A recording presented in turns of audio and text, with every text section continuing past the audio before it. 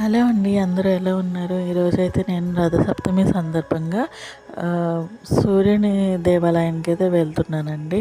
నాకు కూడా తెలీదు, మా రిలేటివ్స్ చెప్పారు. అక్కడ ఒక గుడి కడుతున్నారు, కొత్తగా ఇప్పుడే స్టార్ట్ చేశారు. బాగుందండి, గుడి ప్రతిష్ఠించారు మంచిగా. అయితే నేను వెళ్ళే దారిలో, ఇది దివిసీమ అంటారు, వెళ్ళే దారిలో మనకి సుబ్రహ్మణ్య స్వామి మోపిదేవి అంటారు కదా, ఆ స్వామి గుడి కూడా వస్తుంది. అందరికీ అదైతే తెలిసిందే, అది చాలా ఫేమస్ కాబట్టి.